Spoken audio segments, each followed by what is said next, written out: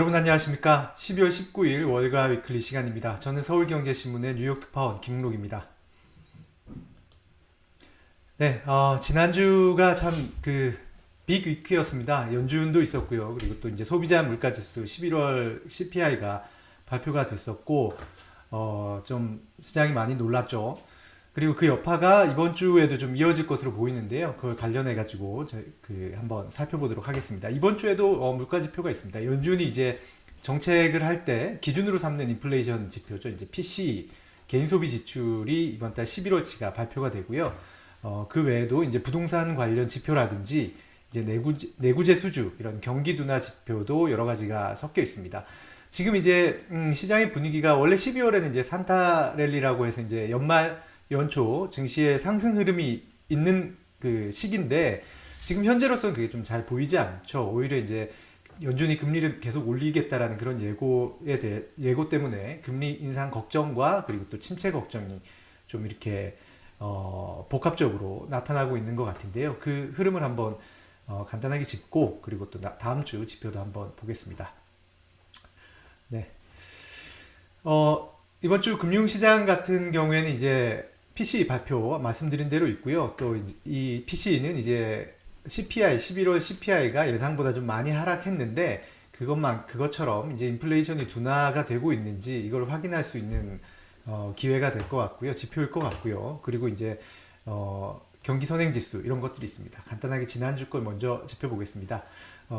그 지난주 전망치보다 조금 이제 높게 나온 거, 전망치보다 좀 적게 나온 거, 그래서 좀 실망스러운 것 이렇게 좀 구분을 해봤는데요. 무엇보다 이제 11월 CPI가 전월 대비 0.3% 정도 오를 것이다라고 봤는데 0.1%만 올랐어요. 굉장히 이제 시장이 좋아했었죠. 그리고 11월 근원 CPI도 0.3% 오를 것이라고 봤지만 코어 역시 0.2%로 전망치보다 적게 올랐습니다. 이게 물가가 안정세로 이제 가고 있는 것일 수도 있다라는 신호이기 때문에 좀 좋은 신호였고요. 반면 이제 신규 실업 수당 청구는 23만 2천 건 정도가 이제 신규 수당을 청구할 것이다라고 봤는데 실제로는 한 2만 건 정도가 더 적었죠. 그만큼 이제 본의 아니게 해고가 되는 그 회사에서 나오게 되는 그런 숫자가 적다라는 겁니다. 아직까지 이제 연준은 바라는 거는 실업을 좀 늘려서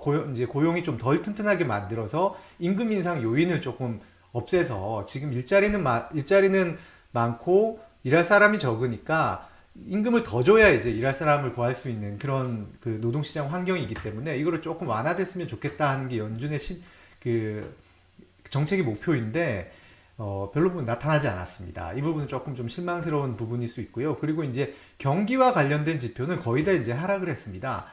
산업 생산 같은 경우에 제자리 걸음할 거라고 봤지만 0.2% 하락했고요. 그리고 필라델피아와 뉴욕 연은이 발표한 각 지역의 제조업 지수도 마이너스의 영역에 들어있죠. 특히나 이제 소매 판매가 전망치 마이너스 0.2%였지만 마이너스 0.6%로 많이 떨어졌습니다. 좀 하나하나 보겠습니다. 정리를 하면 아마 인플레이션은 완화됐지만 경기 침체 경고음은 커졌다. 이 정도로 이제 요약을 할 수 있을 텐데요. 소매 판매를 보겠습니다. 나머지는 이제 위에서 간단하게 말씀드렸고, 소매 판매가 11월에 이제 6,894억 달러를 기록했는데 이게 이제 전월 10월 대비해서 0.6% 하락한 수치입니다. 0.3% 정도 줄 것이다. 이렇게 월간은 이제 컨센서스였는데 더 많이 줄었어요. 마이너스 0.6%가 줄어가지고 올 들어서 가장 큰 하락폭이고 11개월 만에 가장 큰 하락폭이었습니다. 근데 이 개인 소비는 좀 의미가 남다릅니다. 미국 GDP가 우리나라는 이제 수출로 좀 먹고 사는 나라다 이런 식으로 표현을 하는데 미국 같은 경우에는 전체 GDP의 68%가 개인 소비로 채워집니다. 그러니까 3분의 2가 넘게 개인 소비가 미국 경제를 떠받치고 있는 주춧돌인데요. 11월은 특히나 좀 블랙 프라이데이나 사이버 먼데이 등이 있는 그 쇼핑의 달이죠. 그런데 그런 달에 오히려 감소했다는 것은 미국인의 소비 상황이 예사롭지 않은 상황이다라고 이렇게 볼 수 있을 것 같습니다. 특히 이제 소매 판매 같은 경우에는 인플레이션 조정을 하지 않습니다. 그냥 그 총액, 그냥 그 물가가 이만큼 올랐으니까 그만큼은 빼자 이런 게 아니고 그냥 이제 저번에 팔린 총액, 이번에 팔린 총액 이렇게 비교해가지고 그 상승률, 하락률을 이렇게 뽑아내는데요. 근데 이제 마이너스 0.6% 줄었지만 실제로 물가는 10월 대비 올랐잖아요. 그렇게 치면은 11월 들어 소비자들의 구매 그 주머니에서 나온 돈은 그 실제로 쓴 거는 더 적다라는 그런 뜻이죠. 그러니까 좀 예사롭지 않은 상황입니다.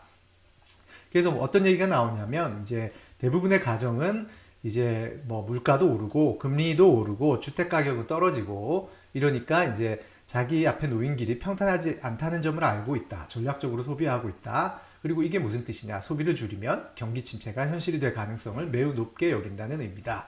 라고 이렇게 얘기했습니다.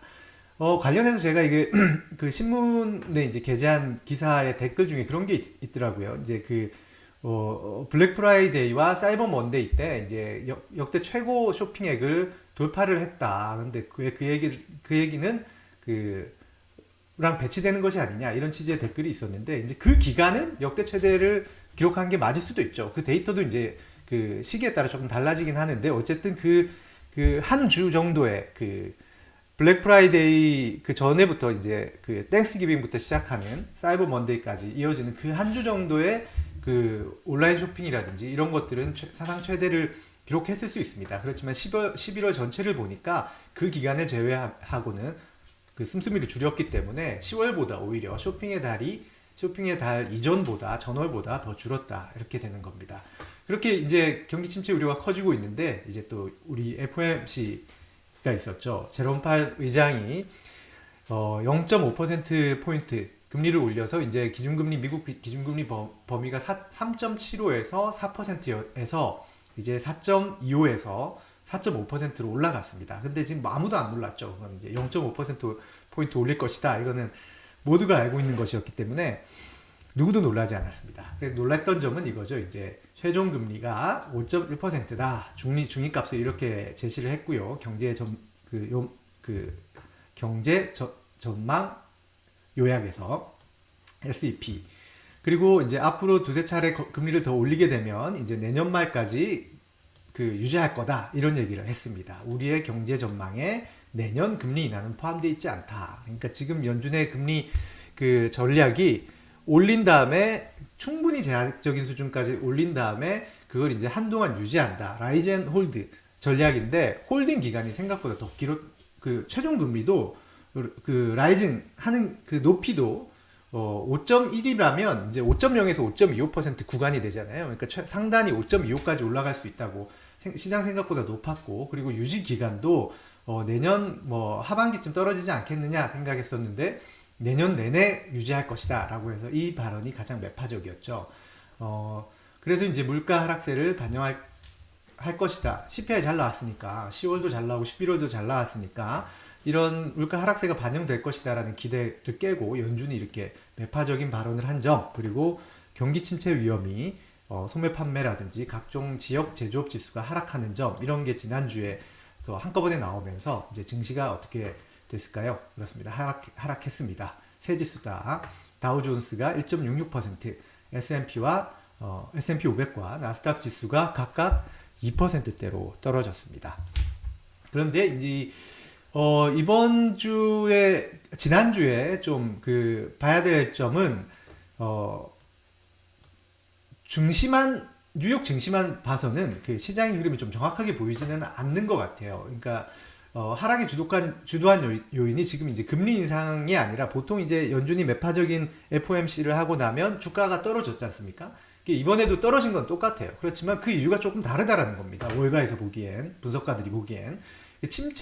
경기 침체 우려가 더 크다라는 겁니다. 이번에 떨어진 건 금리가 앞으로 오를 것이기 때문에 뭐 성장주의 실적이 떨어지고 이런 것보다는 경기가 이제 연준이 이렇게 금리를 많이 올리면 침체가 올 수밖에 없다라고 해서 떨어졌다라는 게 분석인데요. 이게 왜 그러냐 이거를 이제 보려면 국채 움직임을 좀 같이 볼 필요가 있을 것 같습니다. 이제 위에 있는 게 국채 움직임인데요. 이제 13일 연준의 FOMC가 했는데 보통은 연준이 매파적인 메시지를 내면 기준금리가 올라가겠다라고 해서 그 전망을 국채 금리에도 반영이 돼서 국채금리도 올라갑니다.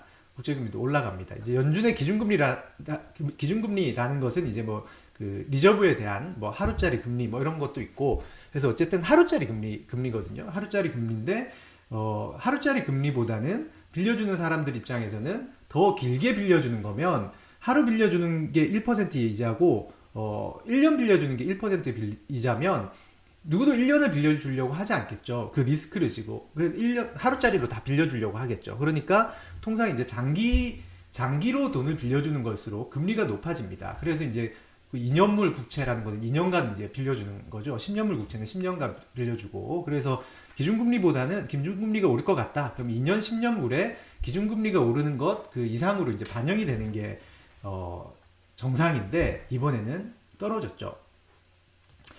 3.5에서 현재 3.49 수준입니다.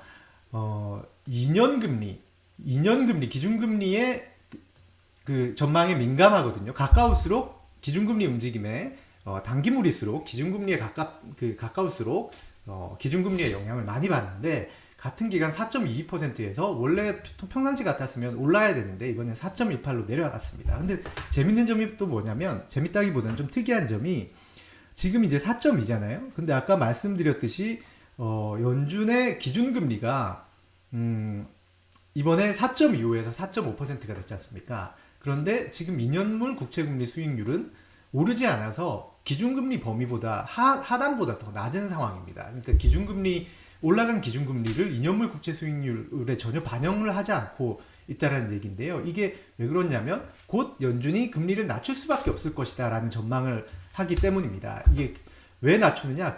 경기 침체가 올 것이라고 보기 때문이죠. 경기 침체가 오면 이렇게 억누르는 통화 정책이 아니라 다시 이제 경기를 부양하려면 금리를 낮춰야 되기 때문에 앞으로 이제 경기 침체가 올 것이라고 보고, 채권 시장에서는, 금융 시장에서는 이렇게 그 국채 수익률이 이렇게 움직임을 보이는 것인데요.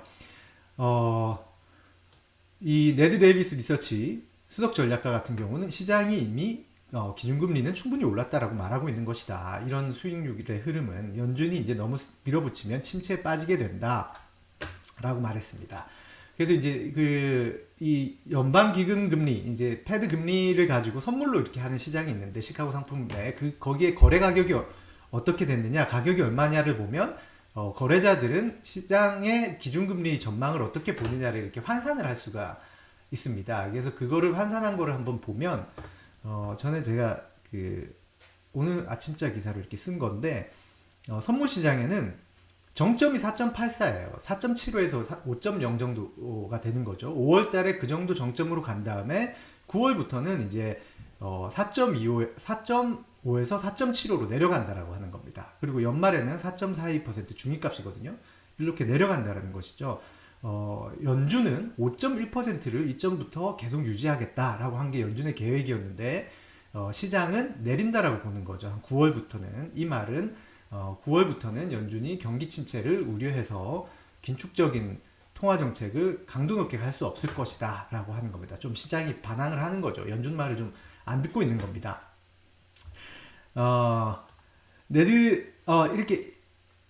그렇게 해서 이제 좀 움직임이 바뀐 겁니다. 기존에는 연준의 매파 행보가 있으면 채권 수익률도 오르고 주가가 떨어지고 이런 패턴이었다면, 지난주에는 이제 연준이 매파적인 발언을 했는데 채권 수익률과 주가가 동시에 하락했다, 이런 겁니다. 근데 이게 우리가 투자하는 사람들이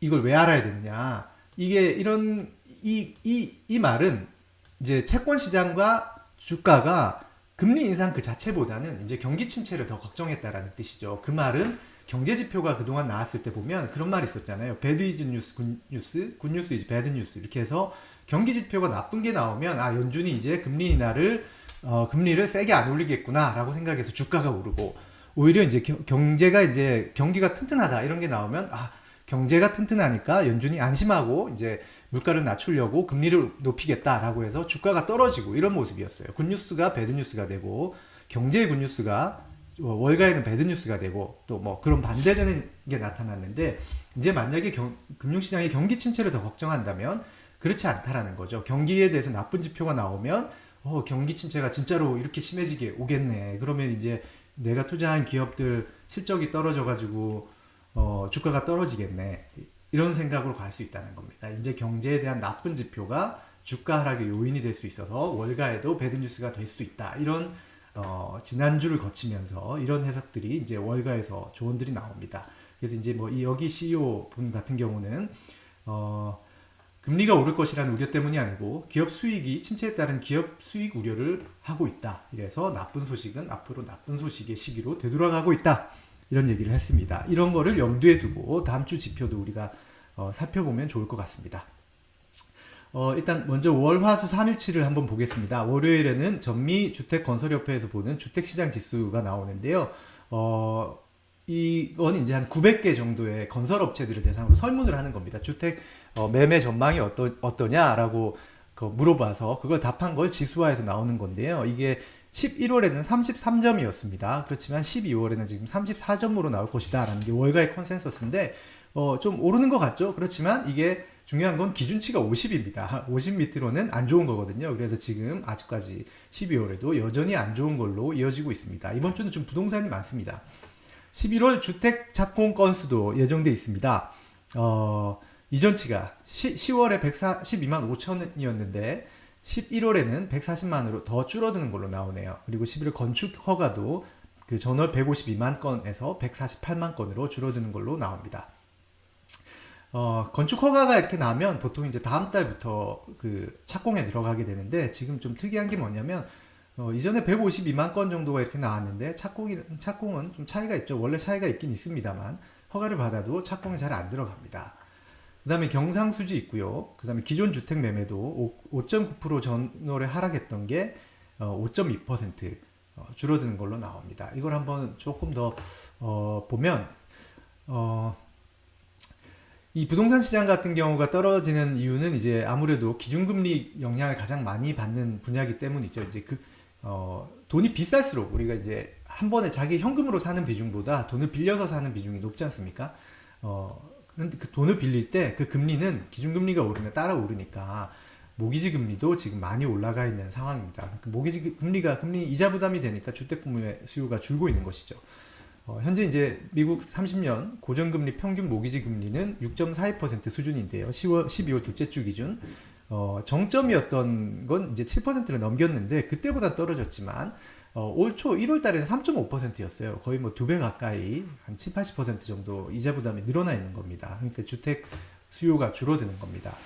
게다가 이제 또 이제 부동산 시장 지표가 갖는 의미는 이분 같은 경우는 이제 앞으로도 CPI와 PC가 계속 떨어지는 그 근거가 될 것이다. 이런 식으로 좀 해석을 하고 계시네요. 보통 주택시장 데이터가 CPI와 PC에 후행하기 때문에 지금 보이는 것보다 앞으로 물가는 더 빨리 떨어질 것이라는 점을 알 수 있다. 이렇게 얘기했습니다. 그리고 또 여기 적지는 않았지만 보통 부동산 시장 지표는 내구재 수주랑도 많이 연관돼 있습니다. 내구재 수주는 좀 오래 쓰는 것들. 가구, 뭐 냉장고, 에어컨 이런 것들인데 뭐 이사를 하고 집을 새로 짓고 입주를 해야 이제 뭐 그런 수요가 있는데 그런 게 줄어드니까 당연히 내구재 수요가 줄어들겠죠. 그래서 여기부터 한번 볼까요?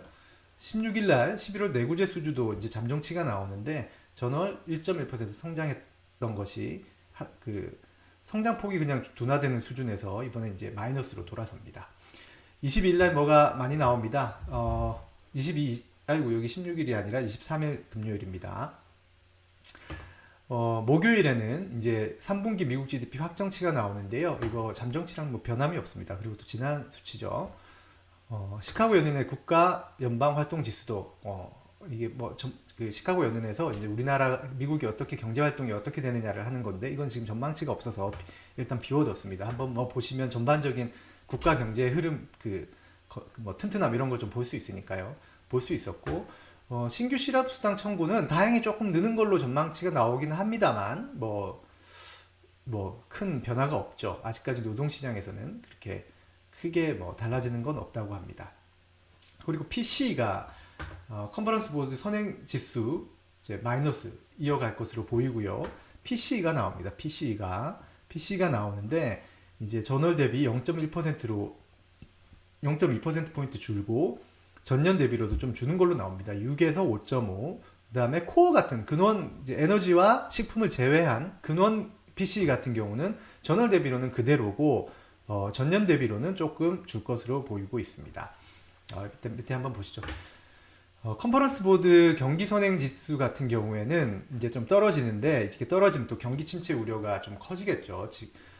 이게 여러 가지 지표를 넣습니다. 제조업 근로시간, 신규 실업수당 청구 건수, 건축 허가, 뭐 증시, 그다음에 뭐 회사채와 국채 스프레드 이런 것들을 이제 산출을 하는데, 지금 이제 하락을 하고 있죠. 근데 이제 이번에 떨어지면 9개월 연속 하락입니다. 근데 이게 경기 선행 지수가 6개월 평균치가 마이너스 0.4%보다 아래다. 그러면 이제 경기 침체가 발생하는 임계치를 넘었다는 뜻으로 해석이 됩니다. 그런데 지금 얼마냐?